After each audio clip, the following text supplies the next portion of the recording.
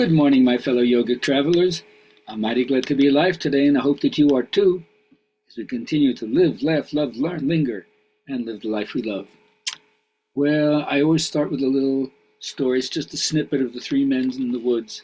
And remember, you have to understand the code of fairy tales. Otherwise, if you literalize it, you might think that we're really making a negative statement about, let's say, stepmothers. But we're not. It's just a code for blocking energy. And it's not just blocking energy to men. In this case, it's blocking energy to women. So a widow and a widower met, and they each had a daughter who became friends with each other, and they decided to marry. But what the man didn't know was that the woman he married had it in for his daughter. His daughter was lovely, and her attitude was beautiful. So she was not only beautiful outside, but inside as well, whereas her own daughter was ugly. And so it turned her bitter against her. And so one day she decided she wanted to get rid of her. So when the husband was away, she made her a paper frock and said, put this on and go out in the dead of winter and find me some strawberries. And at first the girl said, I'll freeze to this. She says, don't you badmouth me. Now get out there and don't come back until you get some strawberries. What could she do? She was too compliant. So she went out, she was freezing. And her stepmother gave her a little bit of bread, said, here, this is what will sustain you. So out she went, and she was searching, a short time or a long time. And all of a sudden she came upon this cottage in the forest, and she saw these three little men peeping out from the window. So she went and knocked on the door politely and said, can I come in? They said, yeah, you must be freezing. Come on in. So she sat herself down by the fire. She started to eat her bread. They said, oh, can we have some? And even though there were three of them, she split half of the bread and gave it to them. Oh, they thought that was very, very kind. And then they said, would you kindly sweep out the back porch where the snow is? And so dutifully she took the broom and she swept it out. And while she was sweeping, it turned out that there were strawberries there, beautiful, luscious strawberries, which she filled her basket with. And while she was doing that, the three men said, she's so good and so polite. What shall we give her? First one said, I'm going to give her the gift of beauty. She's going to get more beautiful every day. The other one says, I'm going to give her the gift of wealth. Every time she opens her mouth, a gold coin will come out. The other one says, I'm going to give her the gift of destiny. She's going to eventually marry a king. And so that's what happened. And she said goodbye to them, and they gave her a little hug, and she went back. And as soon as she started telling her stepmother and sister what happened, every time she opened her mouth, a gold coin came out. Well, they were amazed at that. And of course, the negative sister, the toxic sister, she said, you can't have that. I have to have that too.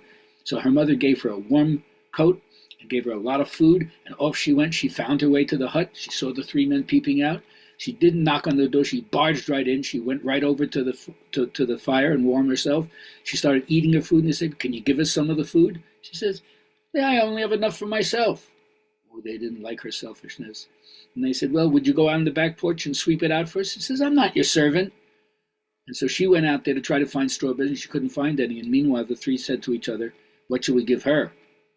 And one said, she's going to get uglier every day. The other one said, every time she opens her mouth, a toad will come out. And the third one says, she's going to die a miserable death. And that's how it was. I'm not going to finish the rest of the story. I'm going to keep you in suspense. But you'll have to contact me, or you'll have to go to Grimm's and see the three men in the woods. All right, so with that being said, let's move on. My journaling question for you who are writing and for those who are elevating the conversation or talking to me, what's something that you don't want people to know about, but you wouldn't mind them knowing? Like sometimes when we have check-ins and group services, say, what do you want us to know about you? Now, it's easy to say, what don't you mind me know about you? Oh, I don't mind I have a golden retriever that I play with. No biggie. But when we say, what don't you want people to know about you? You go through the index of the things that, but if you share something, obviously it's not something you wouldn't want anyone to know about, otherwise you wouldn't have said it. And so the other question is, and what's something that you don't want people to know about, because if they did, you'd kind of feel ashamed. And so already you have this self-reflexive understanding of what you're holding and don't feel good about or afraid will get out. Let me know what you're thinking about that. Now, my teacher, who to me is the exemplar of yoga, says in order to drop the shackles of desire and fear, they come up again and again, you have to realize how easily disoriented and distorted our mind is, how it can be set spinning with the slightest little provocation. And so the idea is first to become vigilant about all that disturbs your equilibrium. So there is a price to pay, but there's a reward to be earned. It's up to you. One of the first things my psychedelic teacher Ram Dass used to say, you got to give up your model of yourself as being a reasonable person, pursuing a reasonable course of action, and disconfirm that whole ego identity. Just realize that wherever you are, you're in the perfect position to be a conscious, fill the blank in. Bank teller, parent, teacher, fireman, soldier, executive, and just let your being unfold. The mystery of existence is all around us, and it's up to you to let it create interest in you until it becomes a felt reality, not something to be solved, but something to be experienced.